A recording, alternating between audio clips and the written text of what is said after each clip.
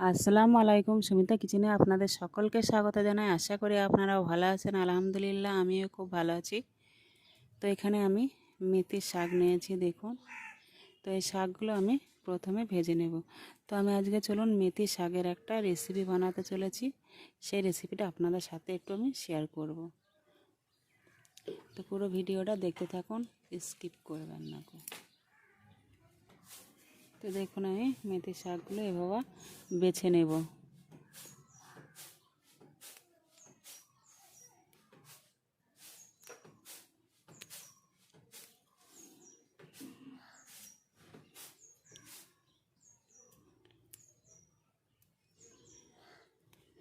তো এভাবে আমি মেথি শাকগুলো বেছে নিয়ে আবারও ফিরে আসছি। তো দেখুন আমার সব বেছে নেওয়া হয়ে গেছে। এবার আমি কেটে নেব হালকা।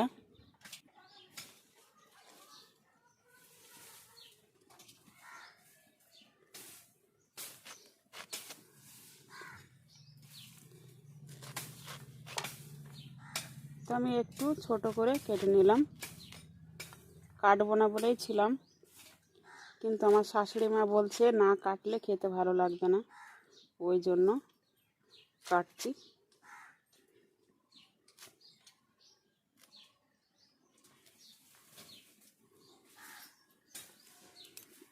তো আমি এগুলো কেটে নেব।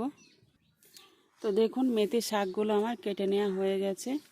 এবার এর সাথে আমি একটা আলু কেটে নেব।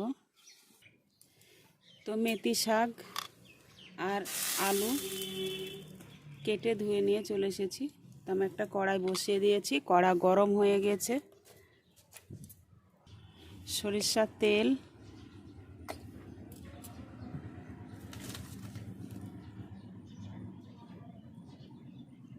তো তেল গরম হয়ে এসেছে। এখানে আমি রসুন কুচি আর কাঁচা লঙ্কা কুচি করে নিয়েছি, দিয়ে দিলাম। এবার এটা কিছুক্ষণ ভেজে নেব। তো রসুনগুলো আমি কিছুক্ষণ ধরে ভেজে নিয়েছি। তো দেখুন ভেজে নেওয়া হয়ে গেছে। এই পর্যায়ে আমি আলুগুলো দিয়ে দেব।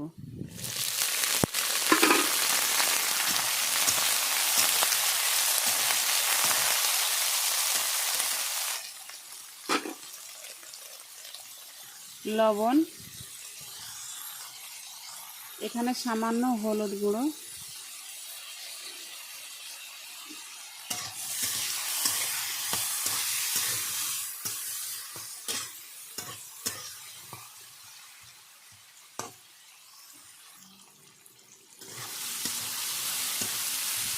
তো আলুগুলো আমি কিছুক্ষণ ভেজে নিয়েছি।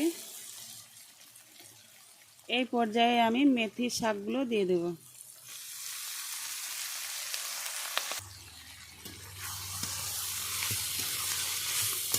তো এবার আলুর সাথে ভালো করে এটাকেও সিদ্ধ করে নেব।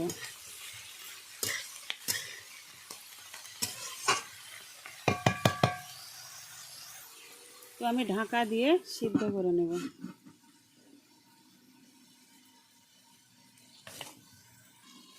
তো এবার ঢাকা তুলে দেখে নেব কতটা হয়েছে।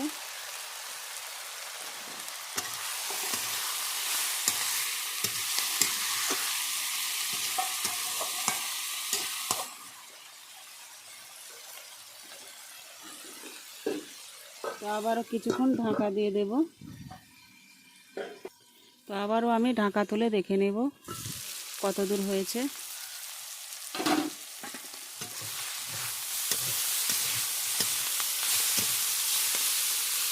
তো প্রায় আমার ভাজা হয়ে এসেছে। তো দেখুন আমার মেথির শাক ভেজে নেওয়া হয়ে গেছে। এবার আমি তুলে নেব।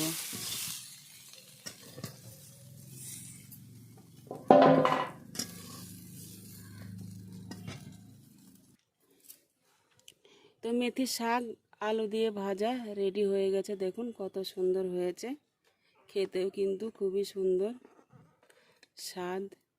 কিন্তু মেথির শাক তেতো হলেও শরীরের পক্ষে ভালো। তো ভালো জিনিস তো কেউ পছন্দ করে না।